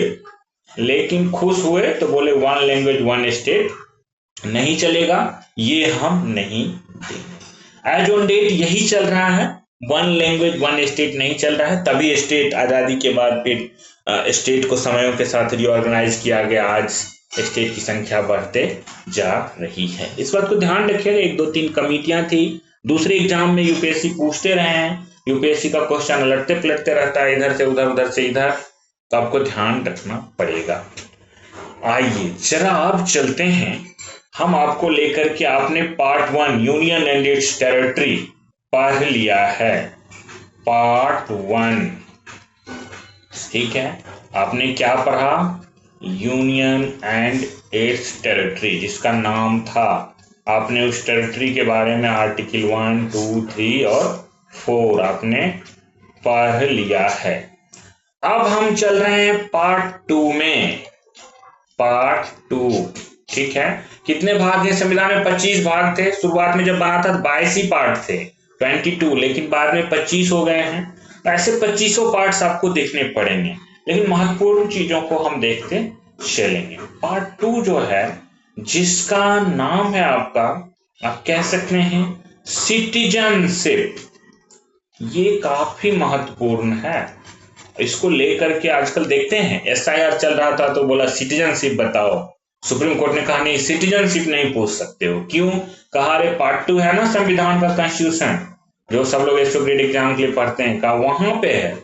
एसआईआर में ये इंटेंसिव रिवीजन में आप करोगे स्पेशल तो उसमें नहीं, सिटीजनशिप ऐसे नहीं होगा, संविधान से मिला हुआ पार्ट। तो इसके लिए कोर्ट ने मना कर दिया। देखिए सिटीजनशिप के बारे में कॉन्स्टिट्यूशन 2 बातें करता है। मैं आपको 2 महत्वपूर्ण बातें बता दूं। संविधान बहुत कुछ ज्यादा बातें नहीं करता है। एक तो संविधान पहला काम क्या करता है, पार्लियामेंट को इंपावर कर देता है। क्या करता है? सारा पावर पार्लियामेंट को दे देता है। इंपावर पार्लियामेंट क्या करने के लिए? To make laws for citizenship, make laws for citizenship. कहा कि देश में संविधान में या फिर लिखने वो बात चलेगा नहीं, पार्लियामेंट को पावर दे दिया गया कि भाई सिटीजनशिप से संबंधित जो भी करने हैं वो आप पार्लियामेंट को पावर बनाइए। ये पार्लियामेंट को, ये जो आप देखेंगे सिटीजनशिप में जो टोटल आर्टिकल आपको पढ़ने हैं वो 5 से 11 तक पढ़ने हैं, और आज ही पढ़ लेंगे, बहुत छोटा है, बहुत मजेदार है, इंटरेस्टिंग है। तो 5 से 8 तक, सॉरी 10 से 11, ये इंपावरमेंट ऑफ पार्लियामेंट जो है आर्टिकल 10 और 11 हम देखेंगे, इंपावरमेंट ऑफ पार्लियामेंट है। वो बोलेगा रूल बनाएंगे, ये बनाएंगे, ठीक है। यहीं पे देख ही लीजिए, हम 10 और 11 यहीं खत्म ही कर लेते हैं। आर्टिकल 10 बहुत ही सिंपल है, कहता है कि ये मैं आर्टिकल 10 की बातें कर रहा हूं। सबसे पहला पार्लियामेंट हमारा कानून बनाएगा, तो कहा कि जो भी पर्सन सिटीजन ऑफ इंडिया है, कहा कोई भी व्यक्ति जो क्या है, पर्सन क्या है, जो सिटीजन ऑफ इंडिया है, कहा उसके ऊपर जो भी पार्लियामेंट लॉ बनाएगा वो अप्लीकेबल रहेगा। मतलब ये क्या होंगे? Subject to provision of law. इसलिए तो आप लोग हल्ला करते हैं कि पार्लियामेंट ऐसा कठोर कानून मत बनाओ। Subject to provision of any law made by parliament. जो भी पार्लियामेंट बनाएगा आप पे लागू होगा। ये बात कहाँ लिखा हुआ है? कॉन्स्टिट्यूशन के आर्टिकल नंबर 10 में लिखा हुआ है। इसीलिए कानून बनाने में आप लोग हंगामा करते हैं कि नहीं नहीं ये कानून नहीं बनना चाहिए, नहीं बन जाएगा, लेकिन एक बार जब बन जाता है तो फिर आपको फॉलो करना पड़ता है। और 11 में यही बात कहा गया कि पार्लियामेंट क्या करेगा? पार्लियामेंट सिटीजनशिप रेगुलेट करने के लिए, ठीक है, मतलब सिटीजनशिप किसको मिलेगा, कैसे खत्म होगा, रेगुलेशन के लिए, रेगुलेट करने के लिए क्या बनाएगा? कहा लॉ बनाएगा। ये लॉ पार्लियामेंट ने बना दिया। कौन सा लॉ बना दिया है? Citizenship act 1955। अब इस पे भी चलते रहता है कई डिबेट। सिटीजनशिप एक्ट 1955 तो कहां से बनाया पार्लियामेंट? मैं पूछूं पार्लियामेंट को सपना आया? नहीं, आर्टिकल नंबर 11 से पार्लियामेंट को ये पावर था, वो इंपावर्ड था कि भाई सिटीजनशिप रेगुलेशन के लिए वो लॉ बनाएगा, किसको सिटीजनशिप देना है, नहीं देना है। आजकल देखते हैं लोग अमेरिका में सिटीजनशिप लेने चले जाते हैं, इंडिया में भी लोग आके लेते हैं, कोई छोड़ के जाते हैं और हंगामा भी होता है, इतना लोग छोड़ के कैसे चले गए, पार्लियामेंट में डिस्कशन भी होता है। तो सिटीजनशिप एक्ट 1955 है, इस पे अमेंडमेंट होते रहता है, और थोड़ा कुछ दिन पहले यहाँ पे झंझट भी हुआ था, बात करेंगे। तो ये तो आपको पता चल गया कि कॉन्स्टिट्यूशन एक बातें ये बताता है। कॉन्स्टिट्यूशन दूसरी बातें क्या बताता है? दूसरी बातें कॉन्स्टिट्यूशन कहता है कि भाई जब आजाद हुआ, ठीक है, तो who will be citizen of India as on 26/1/1950, जितना हमारा संविधान लागू हुआ, कहा इसके लिए तो पार्लियामेंट कानून नहीं बना पाएगा ना, अभी तो संविधान में लिख देते हैं, लेकिन बाद के लिए पार्लियामेंट बनाए, ये भी बता दिया। Who will be citizen of India, कौन होंगे भारत के नागरिक एज ऑन कितना, तो 26 जनवरी 1950। काफी इंटरेस्टिंग है। एक बात तो आप लोग जान गए, इसमें जो बात है ये आर्टिकल 5 से लेके 8 तक की बातें हैं।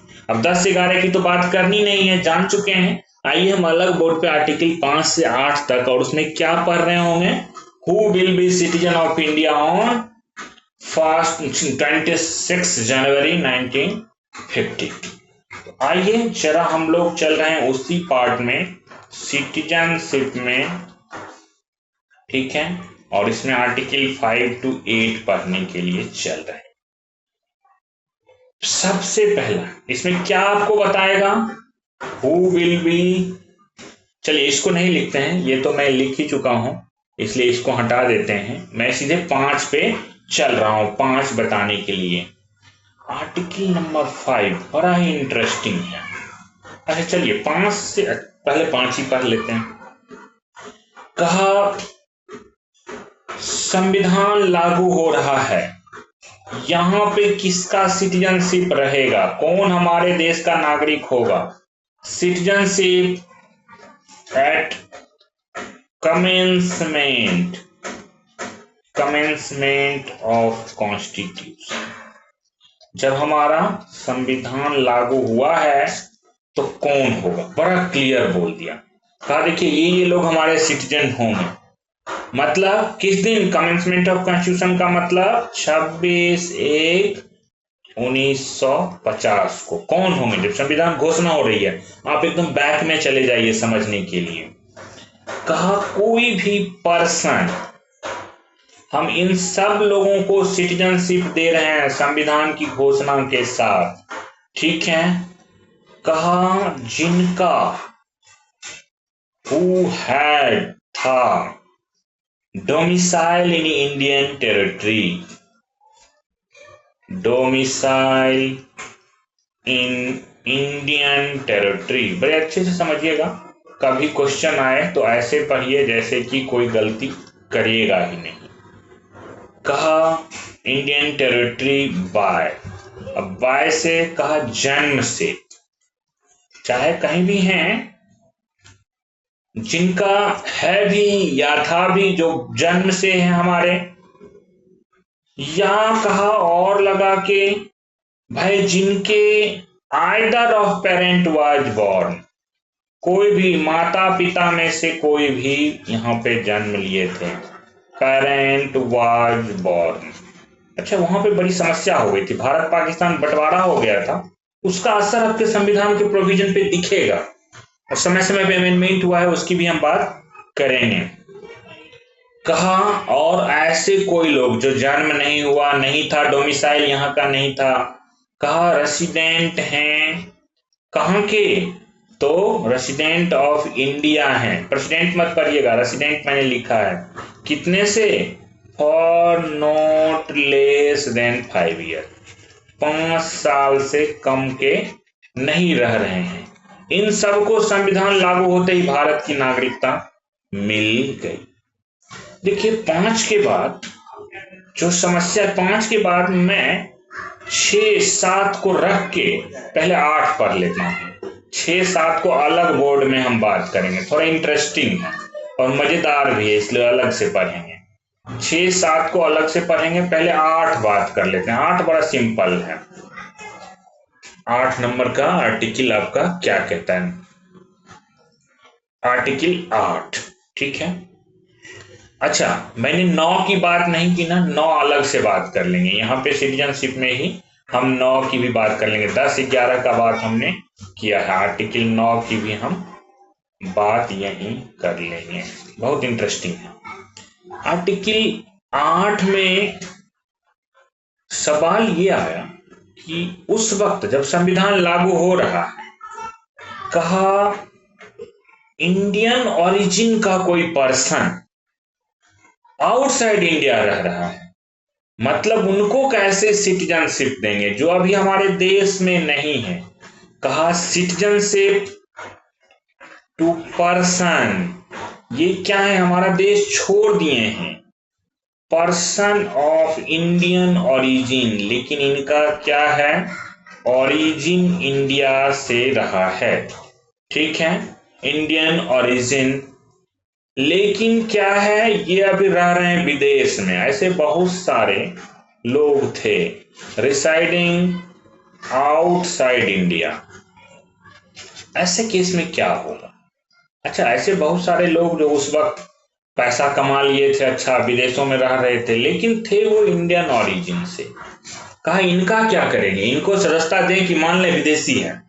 कहा नहीं नहीं, कहा जिसमें इसके बारे में बड़ा स्पष्ट रूप से बताया, एक ही बार अच्छे से समझिएगा।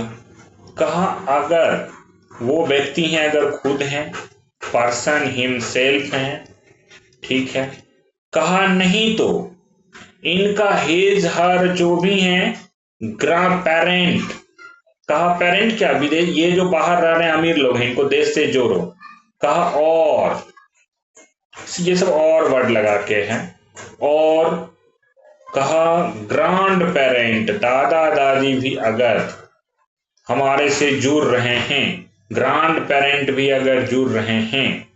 कहा बॉर्न इन, तब तक भारत बंट चुका था दो भागों में, का अनडिवाइडेड इंडिया, बॉर्न इन कहां पे, अनडिवाइडेड इंडिया, मतलब अविभाजित भारत में अगर इनके पिता, खुद का, पिता का, दादा दादी, किसी का भी जन्म हुआ है, लेकिन ये क्या है, कहा बट ये रह कहाँ रहे हैं, ये चले गए बहुत पहले छोड़ करके, but residing outside India, residing कहाँ पे है, आउटसाइड इंडिया है, भारत से बाहर जाके रह रहे हैं। कहा इनको नहीं छोड़ेंगे, इनको अपना नागरिक बना लेंगे, ठीक है।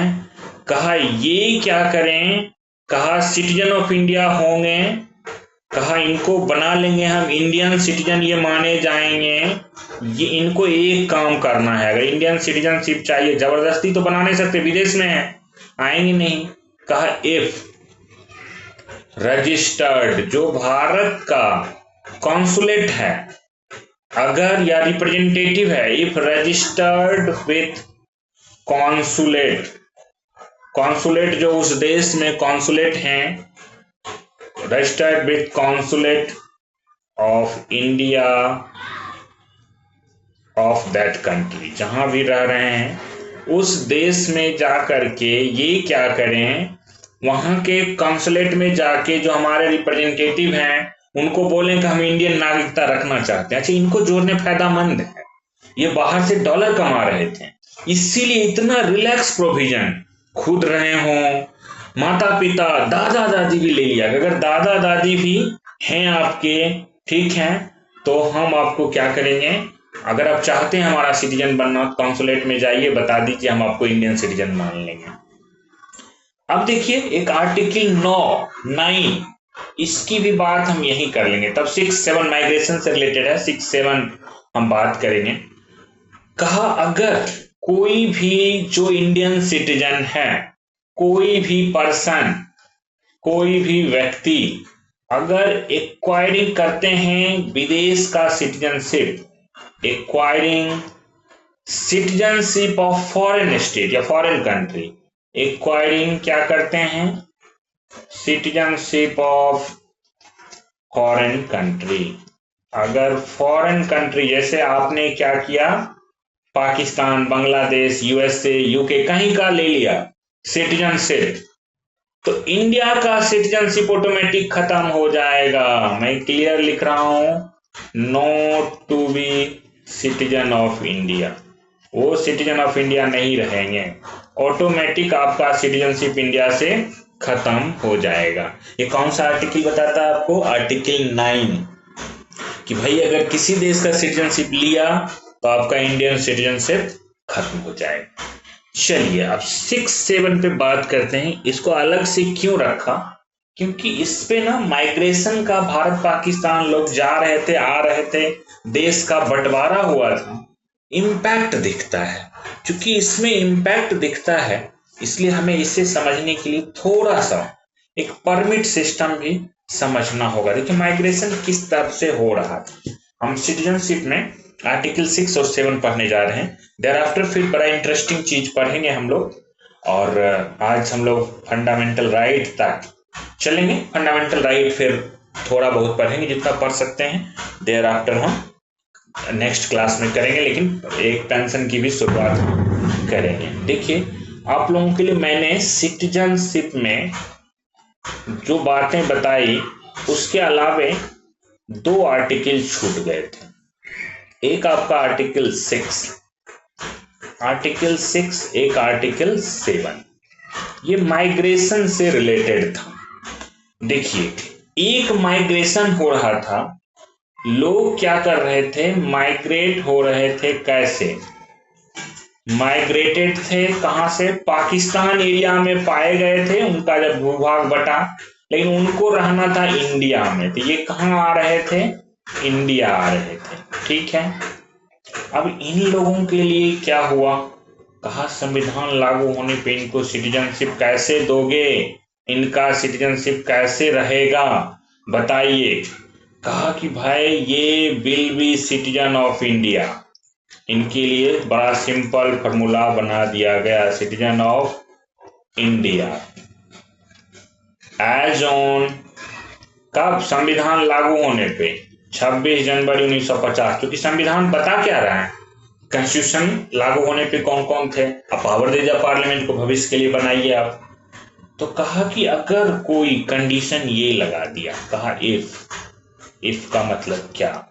कहा कि अगर मान लीजिए खुद वो पर्सन जो भी है, स्त्री पुरुष जो भी हैं, उनके पेरेंट या उनके मतलब कह सकते हैं आइदर ऑफ पेरेंट करिए, कोई मम्मी पापा में से कोई भी आइदर ऑफ छूट गया, या आइदर ऑफ ग्रैंड पेरेंट कहिए, दादा दादी कोई भी, आइदर ऑफ ग्रैंड पेरेंट, अगर कोई भी है, बॉर्न इन अनडिवाइडेड इंडिया, कहां जन्म हुआ? जो हमने फॉरेन में रह रहे थे उनके लिए हमने जो कंडीशन लगाए थे, अनडिवाइडेड इंडिया, भारत जो डिवाइड नहीं हुआ, मतलब पाकिस्तान लगा के उसमें कहीं भी हुए हैं, प्लस कहा इस पे 2 और कंडीशन जोड़ेंगे। क्या जोड़ेंगे? कहा फुलफिल 2 कंडीशन। 2 कंडीशन अगर फुलफिल कर रहे हैं तो इंडिया के नागरिक होंगे। देखिए, 19 जुलाई 1948 को ना परमिट सिस्टम लागू हुआ था। उससे पहले तो जो आ रहे थे जा रहे थे सब चल रहा था। 1948 को एक परमिट सिस्टम लागू हुआ था। मैं बगल में आपके नॉलेज के लिए लिख देता हूं। सरकारें कोशिश कर रही थी कि भाई हम कैसी हो ये आने जाने वाले लोगों को रेगुलेट करें, नहीं तो कौन आ रहा है कौन जा रहा है, बड़ा गड़बड़ हो रहा था। तो इसमें 2 कंडीशंस लगा दिए। ये कंडीशंस कौन कौन थे? कहा अगर इफ आप क्या किए हैं, इंडिया आ गए हैं, माइग्रेटेड टू इंडिया, पाकिस्तान वाले एरिया से छोड़ करके, बिफोर, जिस दिन परमिट लगाए 19 जुलाई 1948, ठीक है। कहा और क्या है, उसके बाद रह रहे हैं, सिंस देन रिसाइडिंग, उसके बाद से क्या है, यहीं पे रह रहे हैं। कहा आप तो पहले परमिट सिस्टम नहीं था, तो जैसे तैसे जो आ गए सो आ गए, कोई माँ बाप नहीं था, बोले आप हमारे सिटीजन हो गए। दूसरा कहा कि जो परमिट सिस्टम लागू होने के बाद, मतलब इंडिया आए हैं पाकिस्तान वाले एरिया से टू इंडिया आए हैं, लेकिन कब आए हैं? आफ्टर परमिट सिस्टम लागू हो गया था 19 जुलाई 1948 को परमिट सिस्टम लागू हो गया तब। कहा आप हमारे देश में 6 मंथ रहिए।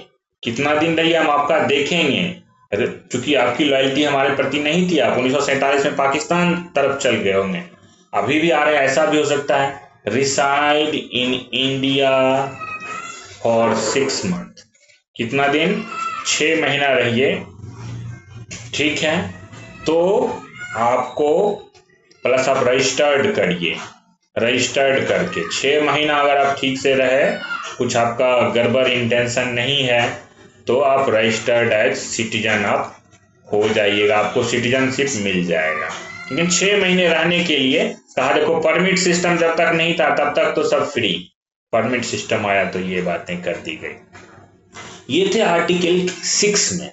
लेकिन एक ऐसा केस बना आगे चल के, कुछ लोग पहले इंडिया से पाकिस्तान चले गए, अब पाकिस्तान में भुखमरी की हालत आई तो पहले तो बोले कि नहीं नहीं हमको पाकिस्तान जाना है, हमें एकदम रहना ही नहीं है, हमारे लोग हमें बांट के मिला है, हम उधर चले जाएंगे। तो कुछ लोग देखिएगा जरा, हम उसी की बात कर रहे हैं जो स्पेशल ऐसे केसेस थे। सिटीजनशिप, इसमें आर्टिकल 7 इसमें ऐसे माइग्रेशन की बात की गई है। माइग्रेशन क्या है? पहले इंडिया से, सबसे पहले इंडिया से चले गए पाकिस्तान, ठीक है, जब सब हो रहा था, और उसके बाद थोड़ा समय रह के लगा वहां नहीं हमारा चलेगा, देन रिटर्न टू इंडिया। इनको पहले अच्छा नहीं लगा, फिर ये रिटर्न हो गए, बाद में लगा नहीं इंडिया तो अच्छा है, हमें उधर नहीं रहना है। इनके लिए कहा कि देखो भाई ऐसे बहुत सारे लोग हैं, इनके लिए हमें कुछ करना होगा। कहा ये कब गए थे इंडिया से पाकिस्तान? कहा ध्यान देंगे तो इंडिया से ये पाकिस्तान कब गए?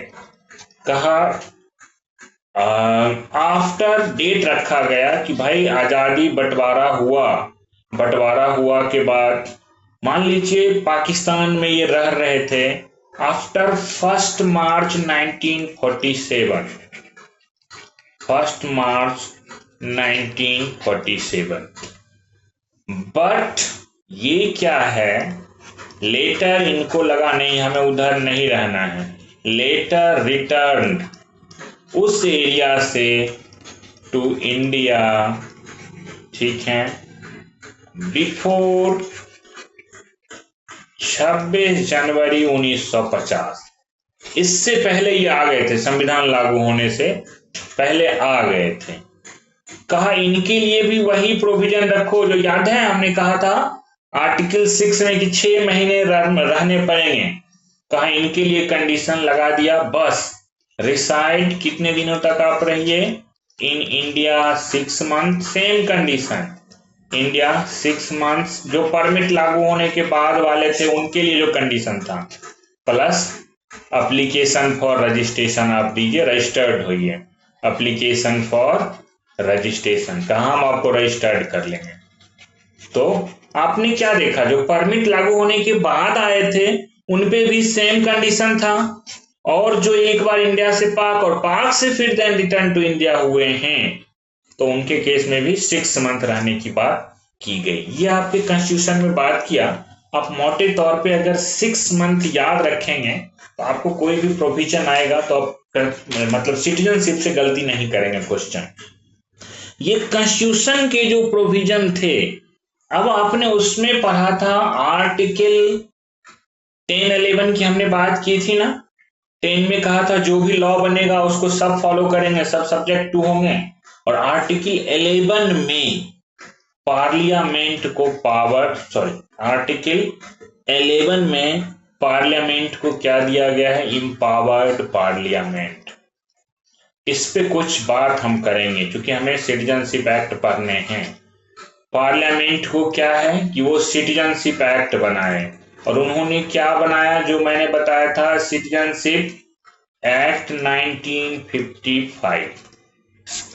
इस एक्ट में क्या है, इस एक्ट में 2 प्रमुख बातें हैं।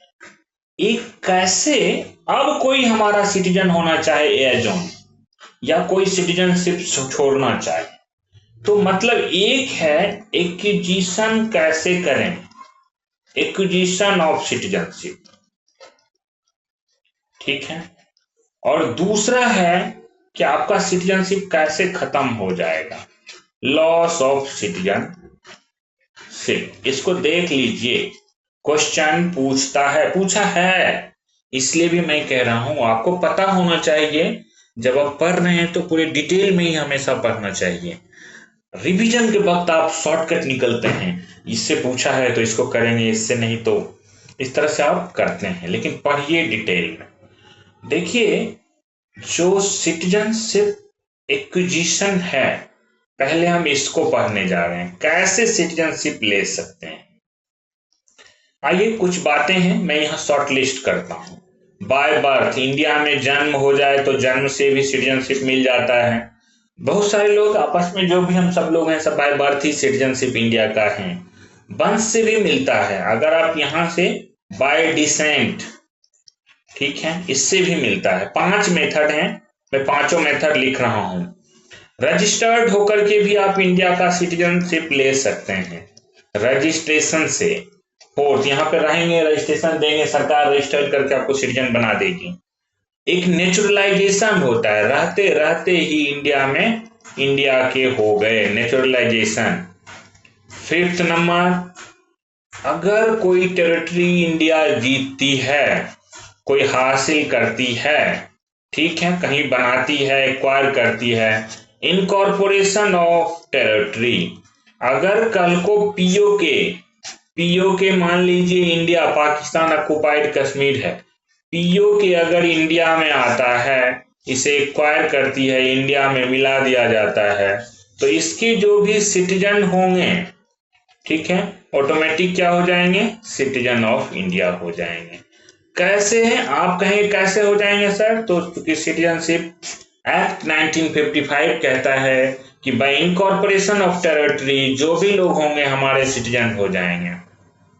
तो 5 नंबर बातें तो हमने यहीं पे कर ली, तो उस पर बात नहीं करेंगे। लॉस ऑफ सिटीजनशिप कैसे होता है, उसके बारे में भी देख लें।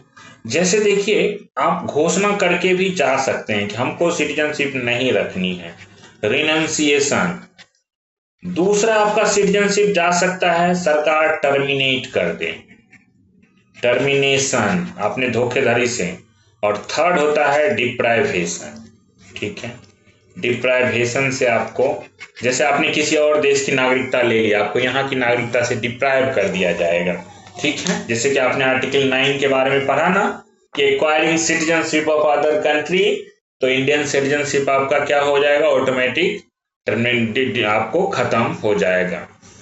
आइए चलो देखते हैं, एक्विजिशन पार्ट को पहले पढ़ते हैं, कैसे कैसे हो सकता है और क्या क्या बड़े इंटरेस्टिंग प्रोविजंस रहे हैं, तो आप उसे जरा जानिए। मैं पहला देख रहा हूं, acquisition of citizenship, acquisition of citizenship, ठीक है। पहला हमने कह रहे हैं बाय बर्थ, तो बाय बर्थ में कैसे कैसे एक्वायर होगा। मैं थोड़ा इसके हिस्ट्री पे बात नहीं करूंगा, क्योंकि पूछेगा नहीं आपके एग्जाम में, तो इसके हिस्ट्री में थोड़ी सी ऐसे बताते चलेंगे। शुरू में क्या होता है, कोई भी बच्चा इंडिया में बॉर्न हो जाए, अगर उनका जन्म हो गया, ठीक है, इररिस्पेक्टिव ऑफ कौन से नेशनलिटी है उसका, मान लीजिए वो अमेरिका का ही क्यों ना हो। अच्छा, हमारे यहाँ सिंगल सिटीजनशिप है, हमारा राज्य का अलग नहीं है, सिर्फ एक ही सिटीजनशिप, सिटीजन ऑफ इंडिया है, हम अलग से नहीं कहते सिटीजन ऑफ हम फलाने स्टेट हैं, कर्नाटका के हैं, तमिलनाडु के, ऐसा कुछ नहीं करते। सिंगल सिटीजनशिप है, जहां राज्य का और केंद्र का अलग अलग होता है, वहां ड्यूअल सिटीजनशिप कहलाता है, ठीक है, दोहरी नागरिकता। हमारा सिंगल नागरिकता है, अपने कॉन्स्टिट्यूशन के सैलिएंट फीचर्स पढ़ते वक्त भी पढ़ा था। पहले ये था, अब कोई भी आता, विदेशी लोग घूमने, उनके बच्चे का जन्म हो जाता, वो इंडियन बन जाते, इंडियन नेशनलिटी हो जाती थी। इसको खत्म कर दिया गया, कहा नहीं नहीं ये खत्म, ये 87 तक ही था, 1987 तक खत्म। फिर थोड़ा डेवलपमेंट हुआ, कहा कि भाई बॉर्न इन इंडिया में अगर हो रहा है, मतलब भारत की टेरिटरी में आपका जन्म हो रहा है, प्लस आइदर ऑफ पेरेंट क्या चाहिए, आइदर ऑफ पेरेंट जो हैं ये क्या हो, सिटीजन ऑफ इंडिया हो, कोई माता पिता में कोई एक तो होना चाहिए। अब क्या करते थे लोग कि भाई बाहर से इलीगल माइग्रेंट घुस जाते थे, अब यहाँ रह रहे हैं, थोड़े दिनों में यहाँ शादी कर लिए यहाँ के लोगों से। अब लीजिए, जो बच्चे आए बॉर्न इन इंडिया हो गए, और उसमें से एक तो माता पिता कोई तो है ही सिटीजन ऑफ इंडिया, हो जाते थे। कहा ये भी नहीं चलेगा, 2004 तक ये चलते रहा था, 2004 का ये भी नहीं चलेगा। अब एज ऑन डेट क्या है? एज ऑन डेट का सिचुएशन ये बना कि एज ऑन डेट में ये पूछेगा एग्जाम में, कहा आपको माना जाएगा बाय बॉर्न आप सिटीजन माने जाएंगे, considered as citizen of India. कहा कब? कहा देखिए, एक तो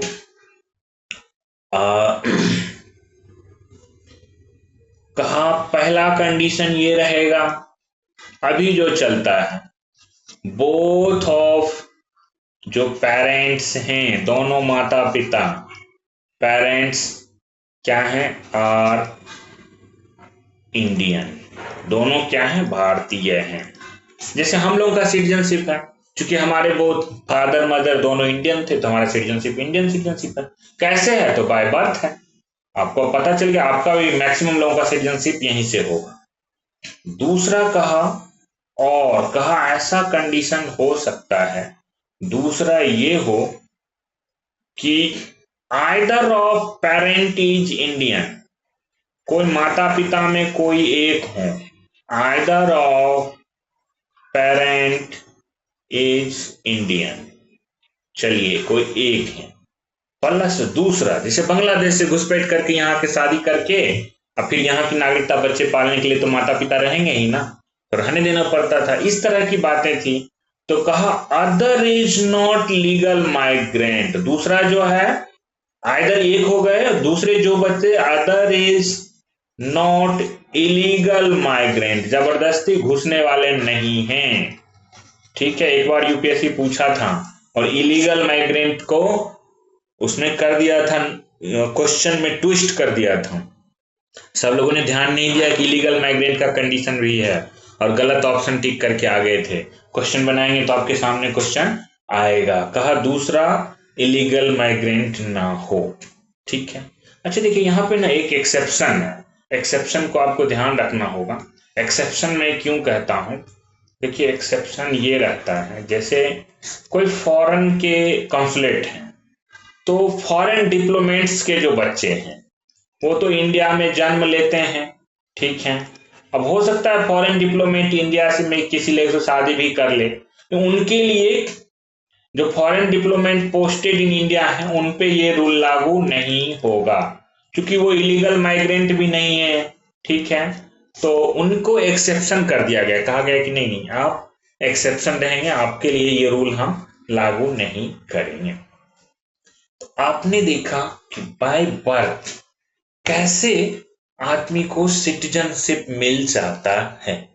जरा देखिए, बाय बर्थ के बाद बाय डिसेंट देखते हैं। ऐसी स्टोरी कुछ बाय डिसेंट की भी रही है, लेकिन हम सिर्फ करंट का सिचुएशन पढ़ेंगे। दूसरा मेथड क्या है? Bye decent. आइए, पहले ये जब ओल्ड मेथड चल रहा था वहां पे क्या था कि अगर मान लीजिए कोई चाइल्ड है, कोई बच्चा न्यू बॉर्न है, वो क्या हुआ? बॉर्न आउटसाइड इंडिया, भारत से कहीं बाहर जन्म लिया है। अब वो जन्म तो इंडिया में नहीं लिया, बाय बॉर्न हो नहीं सकता है।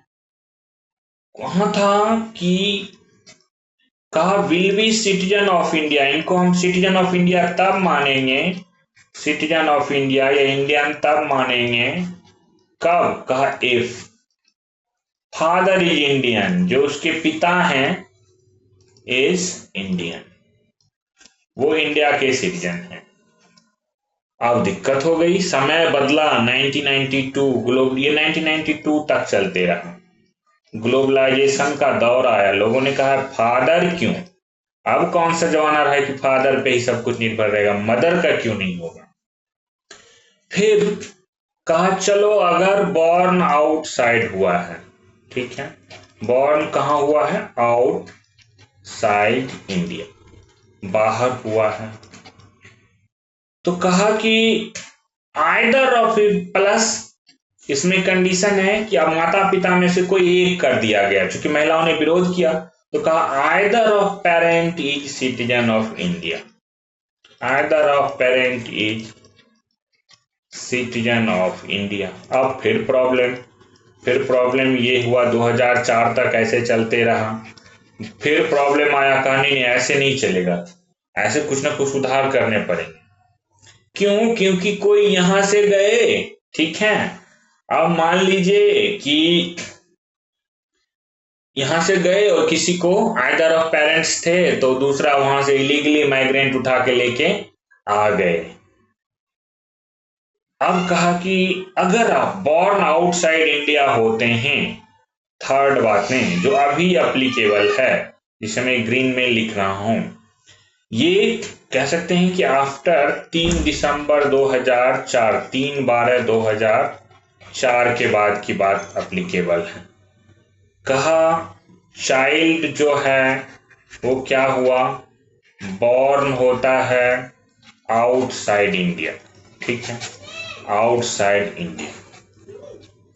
कहा ये सिटीजन ऑफ इंडिया होंगे अगर कहते हैं चाहे माता पिता कोई भी कुछ भी हो, ये चाइल्ड है और इसका वंश इंडिया से डिसेंट्स के आधार पे अगर आपको चाहिए तो कहा कि अगर, ठीक है, आइदर ऑफ पेरेंट्स हैं, कोई चल रहा है, ठीक है, बट ये कंडीशन कोई आइदर ऑफ पेरेंट्स उसमें से हैं, इलीगल माइग्रेंट नहीं है, इंडियन लोगों का है, इंडियन लोगों के ही बच्चे हैं, वो विदेश में रह रहे हैं, ये कौन है, चाइल्ड बॉर्न आउटसाइड इंडिया। कहा आपको क्या करना पड़ेगा, रजिस्टर्ड करना पड़ेगा। अगर आपने कहा सेल ऐसे लिखा, shall not be citizen of India, नहीं रहेंगे सिटीजन ऑफ इंडिया, ठीक है, कहा shall not be citizen of India. क्यों? कहा जब तक ये रजिस्टर्ड नहीं होंगे, अनलेस, अब इनको करना पड़ेगा birth has to be registered, वो भी कितने दिनों के भीतर, कहां पे करना पड़ेगा, रजिस्टर्ड इन इंडियन कॉन्सुलेट, जो उस देश में इंडियन कॉन्सुलेट है वहां पे आइए, बताइए कि हमें इंडियन कॉन्सुलेट में रजिस्टर्ड करना है बच्चों का बर्थ, वो भी कितना, विद इन 1 ईयर, कितने दिनों में, तभी आपका। अब ये नहीं कि कोई विदेशी का बच्चा है तो इंडियन सिटीजनशिप के लिए कर देंगे, मतलब इनके आइदर ऑफ पेरेंट्स जो हैं ये होने चाहिए सिटीजन ऑफ इंडिया, तभी तो उनका वंश से इंडिया से लगा होगा, इंडियन डिसेंट होगा उनका, तो आइदर ऑफ पेरेंट्स तो होने ही होने चाहिए, प्लस उनको क्या करना पड़ेगा, birth is to be registered करना पड़ेगा। तो बाय डिसेंट अगर किसी को चाहिए, फॉरेन में है, बच्चों का जन्म हो, तुरंत 1 साल के भीतर वहां पे बर्थ को रजिस्टर्ड करा लीजिए। कभी कभी डिले होने पे क्या होता है कि माफी कर देते हैं, कंसुलेट में एप्लीकेशन देना होता है और वो माफी कर देते हैं। आइए 5-10 मिनट क्लास हम और लेके चलेंगे और हम सिटीजनशिप को कंप्लीट करेंगे। बड़ा ट्विस्टिंग एंड इंटरेस्टिंग पार्ट है। जरा देखिए बाय रजिस्ट्रेशन कैसे मिलता है, थर्ड मेथड, बाय रजिस्ट्रेशन के लिए क्या चाहिए। बाय रजिस्ट्रेशन के लिए अगर आप रेसिडेंस इंडिया में रह रहे हैं, रेसिडेंट ऑफ इंडिया आप बने हुए हैं, ठीक है, कितने से फॉर 7 ईयर्स, तो आप 7 साल से अगर कहते हैं resident of India for 7 years, तो आप कर सकते हैं request for registration, request for registration कि भाई हमें रजिस्ट्रेशन द्वारा क्या करिए, सिटीजनशिप दे दीजिए। पहले नंबर बात यह है, कहते हैं मान लीजिए कोई ऐसा लोग है जो हमारे देश की नागरिकता छोड़ दिया, लेकिन कोई पर्सन है अब हमारे देश की नागरिकता चाहता है, लेकिन उसका हुज आइदर ऑफ पेरेंट, कोई भी माता पिता में से अब हमारे देश का नागरिक नहीं है, बट आइदर ऑफ पेरेंट जो हैं वाज सिटीजन ऑफ इंडिया, क्या थे, सिटीजन ऑफ इंडिया थे, आइदर ऑफ पेरेंट, दोनों में से कोई। तो ये पर्सन अगर सिटीजनशिप चाह रहा है हमारे यहां, इसको क्या करना पड़ेगा, रिसाइड फॉर 12 मंथ। ये हमारे देश का ही तो बच्चा था ना, इसके माता पिता में से कोई थे। 12 महीने रहेगा, reside for 12 month in India. आप रहिए, कोई कुछ गड़बड़ नहीं हुआ तो रिक्वेस्ट फॉर रजिस्ट्रेशन आप कर सकते हैं, आपका रजिस्ट्रेशन हो जाएगा as a citizen of India. ठीक है, ये हो जाता है। एक मैं नया बात इसमें बता देता हूं अलग से।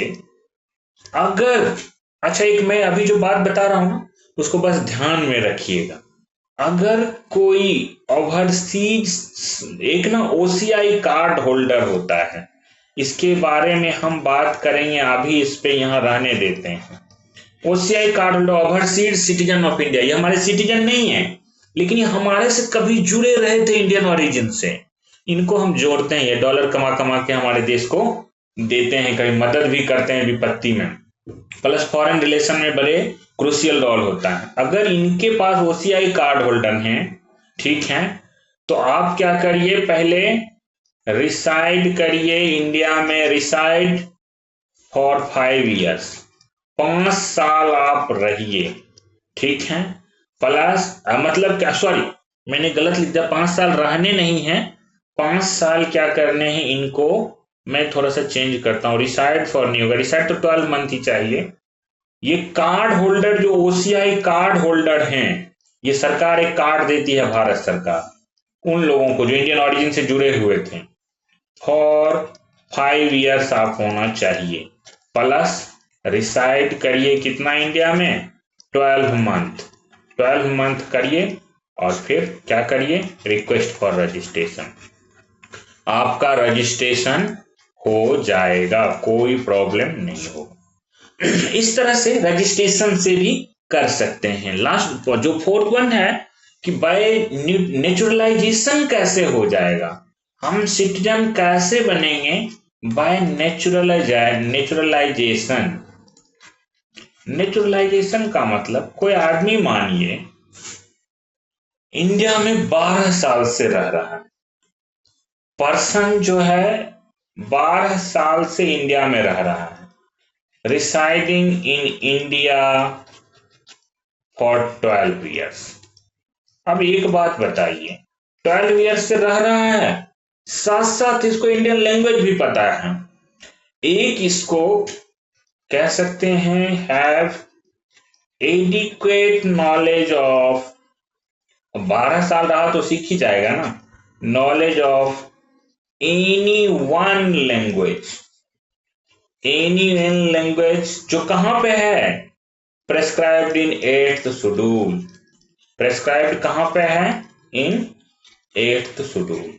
8th शेड्यूल में जो आपने पढ़ा था, कितने लैंग्वेज है 8th शेड्यूल में, 22 भाषा हैं, 22 लैंग्वेजेज हैं, शेड्यूल पढ़ाए थे, उसमें से कोई एक इसको पता हो, 12 साल रह गया, 12 साल जहां रह जाएंगे वहां की मिट्टी से प्यार हो जाता है, तो ये क्या होते हैं, इनको ये ऑटोमेटिक सिटीजन ऑफ इंडिया बन जाते हैं। क्या बन जाते हैं, automatic citizen of India by naturalisation.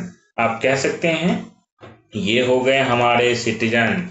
ये अब कौन से देश में रहेंगे जाके, इंडिया में इनको पता चल गया कि भाई मुफ्त अनाज मिलता है तो कहाँ जाएंगे, आराम से रहो, खाओ पियो मजे करो। ठीक है, तो सिटीजन ऑफ इंडिया बन जाते हैं बाय नेचुरलाइजेशन, इनको सब कुछ मिल जाता है, आधार कार्ड, वोट देने का, ये वो सब कुछ इनके बन जाते हैं। देखिए, उसके बाद इनकॉर्पोरेशन ऑफ टेरिटरी हम बात कर चुके हैं, तो उस पर बात नहीं करेंगे। देखिए, एक बात है, कभी कभी क्या होता है, नोट करके जान लीजिए, मान लीजिए कोई बड़ा नोबेल पुरस्कार विजेता कोई वैज्ञानिक है, कोई साइंटिस्ट है, कोई फिलोसफर है, कोई बहुत बड़ा आर्टिस्ट है, वो चाहता है कि इंडिया की नागरिकता बने। ये इंडिया के लिए अच्छी बात है कि भाई वो इंडियन नागरिक बनना चाहते हैं। उनके लिए क्या करती है सरकार, वेव ऑफ कर देती है कि भाई इनके लिए कोई पर्सन अगर ऐसे हैं, डिस्टिंग्विश्ड पर्सन, इससे तो इंडिया का ही नाम होगा ना। कोई मान लीजिए कोई वैज्ञानिक हमारा बनना चाहता है, ठीक है, आ जाओ, डिस्टिंग्विश्ड कोई पर्सन है, जिसने क्या किया है, डिस्टिंग्विश सर्विस भी दिया है। किस फील्ड में? साइंस के फील्ड में। कोई वैज्ञानिक आ जाएगा हमारे यहाँ, अच्छी बात है। फिलॉसफी के क्षेत्र में इंडियन कहलाएगा, पूरा इंडिया का नाम होगा। आर्ट के क्षेत्र में, लिटरेचर के क्षेत्र में, ठीक है, ऐसे जो भी लोग हैं तो इनके लिए क्या होता है, गवर्नमेंट वेव छूट कर देती है, कंडीशन कहती है नेचुरलाइजेशन ये बन जाएंगे, 12 साल जरूरी नहीं है, 2 साल, 1 साल, 6 महीने, कोई भी कंडीशन गवर्नमेंट वेव कर सकती है, इनको बना लेती है। आइए जरा देखते हैं हमारा सिटीजनशिप जाएगा कैसे। सिटीजनशिप जाने के साथ ही हमारा क्लास सिटीजनशिप पे पूरा होगा। तो सिटीजनशिप जाने की बात भी देख लेते हैं जरा। हमने कहा था कि भाई लॉस ऑफ सिटीजनशिप कैसे होगा, क्वेश्चन पूछता है, आप ध्यान रखिएगा। इलीगल माइग्रेंट से रिलेटेड क्वेश्चन पूछ दिया, कभी लॉस कैसे होता है ये पूछ दिया, बाय वे ऑफ मेथड पूछ दिया। देखिए एक तो मैंने कहा था पहला बाय रिनंसिएशन, आप क्या करिए, खुद घोषणा करिए मैं किसी देश का इंडियन सिटीजन नहीं रहूंगा। लेकिन इसके लिए क्या करना पड़ेगा, आपको जो घोषणा है डिक्लेरेशन, ये रजिस्टर्ड होना चाहिए। डिक्लेरेशन क्या होगा, गवर्नमेंट के साथ रजिस्टर्ड होगा। अब ऐसे नहीं मुंह से बोल दिया हम इंडियन सिटीजन नहीं रहे, तो उससे मतलब दिन नहीं होगा।